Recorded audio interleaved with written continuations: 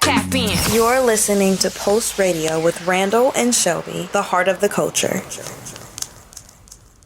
What's going on, everybody? This is Randall Barnes, the host of Post Radio, in the building for another special quick edition of Post Radio on today, where I want to give my unfiltered thoughts after the Nets got trounced by the Warriors 117-99. I thought it was going to be a really good game. We get to see Steph now at the top of his game versus Kevin Durant, who's been playing like an MVP. The Nets seem to have gotten their stride since the Kyrie Irving mess. James Harden has been playing himself back into shape. He's been looking pretty good, although he still likes to try to foul bait. He's been looking pretty good in recent games. The Nets had a little win streak they had going on, but the Warriors have been the best team in the NBA, and I think tonight they proved it. The game started off pretty nice. It started off like a pretty close contest. Brooklyn came out in the first quarter. Kevin Durant was getting all the shots he wanted. Bruce Brown was starting to turn up a bit, and it was a really fun, fast-paced game. But in the second quarter, you saw the Warriors start throwing different defensive schemes at the Nets with the aims of trying to slow down Kevin Durant, trying to get the ball out of KD and Harden's hands, and forcing the other players on the team to try to beat them. And then the third quarter, which always happens with the Warriors. The Warriors just took off in that third quarter. They won the third quarter 35-18, and that was the lowest scoring quarter for the Nets in the whole entire game. And then after that, they just cruised to the victory. Steph Curry had 37 points. He inches closer and closer to catching Ray Allen all-time three-pointers. He hit 9 three-pointers tonight by himself. He hit 9 three-pointers. No one else on the team hit more than 2, and the person that hit the second most threes was Andrew Wiggins that hit 2 out of 3 three-pointers. So Steph is encroaching upon Ray Allen's records. So shout out to Steph Curry. Man, it's Chef, man. Been cooking with the sauce. Chef Curry with the pot, boy. You know what I'm saying? Because Steph Curry, man, I think he's really cemented himself as like an all-time top 10 great player to a lot of basketball purists, to a lot of folks that tried to diminish him, because he had those couple of years of playing with Kevin Durant, because of how he changed the game with the three-pointers, because of the fact that he hasn't won a finals MVP. And in a lot of, playoff moments, he shrunk and he didn't play up to what he should have played up to.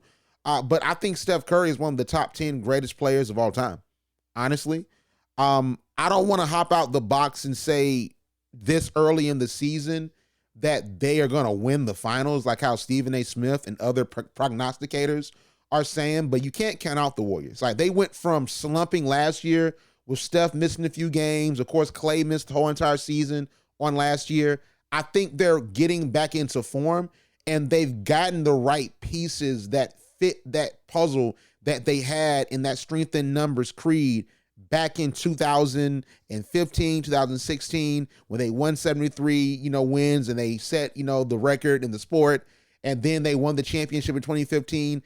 That team was deep. It wasn't just a one-man team. It wasn't a super team. They worked together as a team, and they played beautiful basketball, that motion offensive system. You had your defensive guys. You had Draymond Green masterminding and headlining that defense. You had Steph and Klay that played so well without the ball, and they just overwhelmed teams, especially in that 2015-2016 season. So it's been amazing seeing, the Warriors just click. It's been amazing seeing that, and we all are anticipating when Klay Thompson comes back. We're hoping that maybe Christmas Day or somewhere around Christmas, he comes back so we can see him in action and see him in, a lot of high-intensity games as the season draws closer to the All-Star break. But I want to start with a positive. I mean, Steph Curry, amazing. Draymond Green, I think he did a serviceable job on Kevin Durant. Like, KD didn't just go crazy tonight. Kevin Durant had 19 points, shot 6 of 19 from the floor, only 2 three-pointers, only made it to the line for 6 attempts. So Draymond Green, I think, did his job pretty much. And that's the reason why they lost. I mean, the game wasn't close because, KD didn't get close to his numbers. KD didn't get close to that 29 points a game number that he was having coming into the game. But of course, is there anything positive to say? I mean, I think, is that it? Because I want to get to the Nets, because I don't want to be that guy that continuously hounds the Nets. But I have kept my eye on the Nets on League Pass in national games these past few weeks, ever since the NBA has started. And I see a very troubling trend for the Nets. And of course, I hate that it always has to go back to Kyrie. But I was telling my dad this as I was watching the game with him. The Nets are built to be a super team. You know, back in the 2010, 2011, 2012, 2013, 2014 years, when the Heatles, you had, LeBron and Dwayne Wade and Chris Bosh, because you were funneling so much money to them, even though they took pay cuts to play with each other, you couldn't get real serviceable role players. So you got older players, you got players on minimum deals, and like they fit the puzzle because you had three dominant guys. Really, well, if you want to say Chris Bosh, Hall of Famer, he wasn't dominant, I will give you that. He was nowhere near the productivity that he, put up in with Toronto. But my thing is that LeBron was probably the best LeBron we saw in the Heat uniform. And then you had Dwayne Wade that still was Dwayne Wade, right? So that team was built around them. It was built around their skill set. It was built around what they brought to the floor. And you had three superstars that knew how to put the ball in the basket, right? But let's say LeBron was now on that team. Let's say Chris Bosh was now on that team. Those pieces, those role players, the Shane Battiers, the Carlos Arroyos and the Mike Bibbies that came through, the Joel Anthonys that were on the team and stayed on the team, the James Joneses, they hit the same if you didn't have that third star, that second star. What if it was just LeBron and Chris Bosh? What if it was just, even worse, Dwayne Wade and Chris Bosh? Would that team still have hit the same?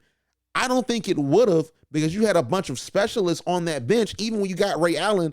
And if you remember, Rashad Lewis went to the Heat too. He didn't have a lot of playing time, especially in meaningful moments. Ray Allen did, but Rashad Lewis went down there. That team was built to complement the superstar players that they had in that big three. Of course, with the Warriors, you didn't really see that. Now, you saw a lot of great players fall by the wayside because they wanted to continue to keep, their core of star future Hall of Fame players, but they still had a great team that fit, because Kevin Durant fit seamlessly into their system. But if you look at the Nets, it's very similar to how the Heat were constructed, where the team is built to complement the superstars. So that team is built to have Kyrie Irving and three superstars on the team and on the court. Because that lineup, if you think about it, think about the lineup where Steve Nash decides, I think he did it tonight, he decides, I'm not going to put Kevin Durant or James Harden to lead this second unit. I'm going to put Patty Mills, Anthony Carter, Bruce Brown. Now Paul Millsap was injured, but they'll put Paul Millsap out there with Blake Griffin, or they'll put LaMarcus Aldridge out there, maybe a Blake Griffin or Paul Millsap. And they let that second unit run without one of their big stars. And you see oftentimes, especially against the better teams that they've lost to, such as the Bucks, the Hornets, the Heat, the Bulls, and the Warriors, that just doesn't work because they're going to pick you apart. Because there's not a lot of shot creation on the floor, even with a Patty Mills. Patty Mills ain't Kyrie Irving. And if we were in a different world, a different season, COVID didn't exist, Kyrie Irving would be running with that second unit. You would have all three players on the floor at once. At some point in time, you have all three of them on the floor at once, and then you'll give one or two of them rest. You want to give Kevin Durant and James Harden rest, Kyrie would be running with that unit. So you might have Kyrie play off the ball and let Patty Mills be the point guard, or you have Kyrie run that offense. They are suffering without Kyrie, yes, but that's old. We've talked about that. We've said that. The reason why they're suffering is because this team is built to be a super team, and I just do not think, and I could be dead wrong, and I'll take it. You know how I am with the Sha'Carri thing, with everything. I will admit when I'm wrong. So if they go on and win the championship after this, it is what it is. But I do not believe in this new NBA with the surplus of talent and the surplus of, honestly, we have a few very well-built and deep teams. And this can be said about the Lakers as well. I don't believe that the construction of your team as a super team, getting these max players, they take up all the money, and then you have to sign older guys on minimum deals or younger guys that are unproven on minimum deals and vet minimums and all these different things. I just don't think that that is conducive to success. Now, granted, that would mean that if that's the case and the superstar tandems don't matter anymore, the Warriors could win with strength in numbers. Maybe the Jazz win this year. Maybe the Heat grind it out of the East. Maybe the Bulls shock everyone, because these are the teams that are turning up and putting it together. But that's the problem that I saw on tonight. The Nets are not a great team. And I've said this before, and I want to reiterate this again. I think that success is like deodorant at times. When you win games and you have talent like Kevin Durant, like James Harden, and you have serviceable players that can make it happen like Patty Mills and Bruce Brown and Nick Claxton when he's in the lineup, you're not going to go winless. You're going to win games. Just having Kevin Durant's going to will you to win regardless. I don't care if James Harden is getting 0 points or 48 points. If you have Kevin Durant is going to always be consistent. Even tonight, shooting 6 of 19, he still got 19 points. He still had some pretty good shots. He still did get to the line, although it was less than he normally does get to the line. So you're going to be fine regardless. But look at the teams that they beat. 76ers. The 76ers who were controlling that game the whole entire time, then they just collapsed in the second quarter. It's the second half. They did not, there's no reason why they should have lost. No reason why. And the 76ers have been doing really well since then. The Wizards have been doing really well, but they just didn't show up. They didn't show up. I thought that, maybe they'll win, but they just didn't show up. The Pacers played them really tough, because you do not want to see the Pacers on your schedule, especially when you're struggling, because the Pacers will play you tough, and they don't even have their whole entire team back yet, because I think Karis LeVert is going to be a star for them, and Malcolm Brogdon has been in and out the lineup. And I'm telling you, when they get Karis LeVert and Malcolm Brogdon back, a lot of these playoff contending teams in the East and West better watch out when you see the Pacers on your schedule, because the Pacers without Karis LeVert, I think Malcolm Brogdon didn't play that game. They still played the Nets hard, and then they were really contending with them until the fourth quarter, and James Harden didn't even play all that well in that game, right? And then the Pistons, they beat the Pistons twice. Whoopee. The Pistons suck. Whoopee. You beat the Hawks. The Hawks are a good team. They're just not putting it together, and they're suffering a playoff hangover. But even in that game, James Harden went into the halftime. It was on ESPN national television. He went into the half with 3 points, and the only reason why he wasn't scoreless is because he had a three-pointer at the end of the second quarter. He was terrible that game, and the Hawks just could not bring it home, because that's been their problem. The Raptors, that was a cool win. I'll give you that one. Cool win. But the Magic, you should have beat the Magic. You should have beat them. You play them again, I think on Friday. You should beat them. And the Pelicans, why were the Pelicans so close? They played the Pelicans on Friday. James Harden had a great game. Why were y'all so close to the Pelicans? The Pelicans without Zion Williamson. Brandon Ingram is back from an injury. They're like, 2 or 3 and they have 2-3 wins? Why are you so close with them? You beat the Thunder. You're supposed to beat the Thunder. I was hoping that, the Thunder would squeak it out. But you're supposed to beat the Thunder. But look at the teams they lost to. Tonight, they lose to the Warriors. They lost to the Bucks opening night. Lost to the Hornets that have the top offense in basketball, one of the few of them. The Heat, really tough defense. And then they have offensive firepower not a match. Then you lose to the Bulls that are playing great team ball on both sides of the floor. And then your next few games, you play the Cavaliers twice, and Evan Mobley is going to be injured because he has this elbow issue he's dealing with. But the Cavaliers have been playing good ball. The Celtics, they're trying to get back right, and Jaylen Brown's going to be out, but Jason Tatum could just turn up on you. And who's to say Jaylen Brown won't be back in the lineup for that game? Who's to say he's not planning for that? The Suns have won 9 straight games. And the Knicks, they sort of slid a little bit. They were starting off the season hot. Now they've gone down a bit, but the Knicks still have a physical defense, and they have more offensive firepower. Bro, I don't know how that's going to go. I think they could split these games. I think maybe they win against the Cavaliers, but they lose to the Suns and the Knicks. And maybe they beat the Celtics, but the fact that they're 3-2, the Nets are doing so great, because success is like deodorant when you're musty. It don't change the fact you're musty, because you need to go take a shower, take a bath. It just, just mask it a little bit. And maybe for a second it might work, but then eventually you start sweating, and then the must starts seeping out and you stink. telling you, the Nets are not a good team. Kevin Durant is a Band-Aid, and they just put on a bunch of deodorant, and they musty. I'm just going off of what I see on the court. When Kevin Durant has a bad game, they're going to lose. Now, James Harden had a better game. James Harden had 24 points. But here's the thing. He only made 6 field goals and attempted 13. You want to know the reason why he had such a great game? He went to the foul line 11 times and made 10. I really want James Harden to find some way to be productive without getting to the free throw line. Because I think that with the rate of how these referees have been calling these games in the regular season, we get to the playoffs, they're going to swallow that whistle literally. You might have to do the Heimlich maneuver on them. They're going to swallow it.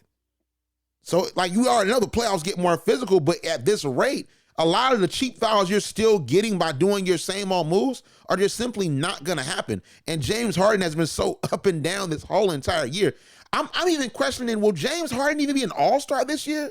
I'm really questioning it, especially the fact that Ja has never made it. You still have LaMelo out there. Like, a couple of these other guys, Devin Booker never legitimately made it. He always would make it as an alternate when someone got injured. So you have Devin Booker that's never fully made it. Will James Harden even be an all-star this year? A question that needs answering. Because remember, Paul George, did Paul George make it last year?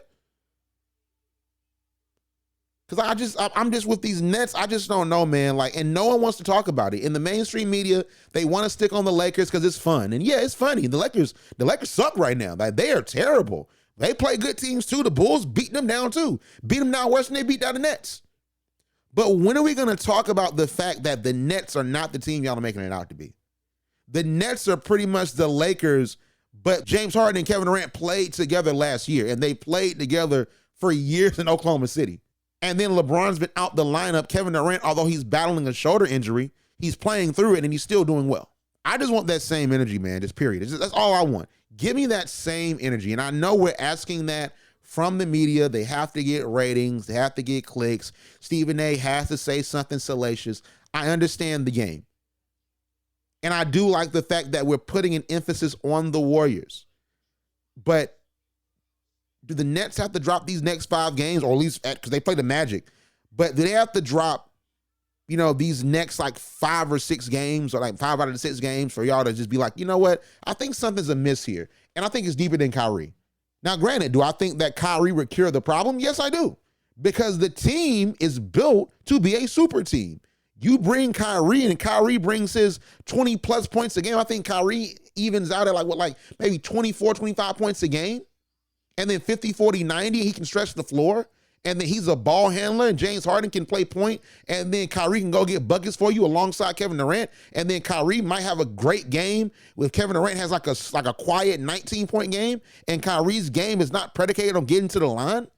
And no one, even great defenders, can cover him because he's so adept at dribbling. I think that Kyrie would help him. But also realize that Kyrie's going to help them because the team is built to be a super team. Blake Griffin's not going to help you night in and night out. He's not at this phase of his career anymore. Same thing with LaMarcus Aldridge and Paul Millsap. Patty Mills is honestly the best you got because Patty Mills is a bucket. He's really about the best you got. And Patty Mills struggled tonight too. 3 of 8, 2 of 5 on 3-pointers, no free throws, only 8 points. Shout out to Bruce Brown. Like, Bruce Brown was doing pretty good. He got a couple and ones. He hit a 3-pointer. 6 of 8. Very, very efficient tonight. But that's just not gonna cut it. I'm sorry. On this podcast, on the NBA Update, on Pulse Sports, I just want to keep that same energy with the Nets.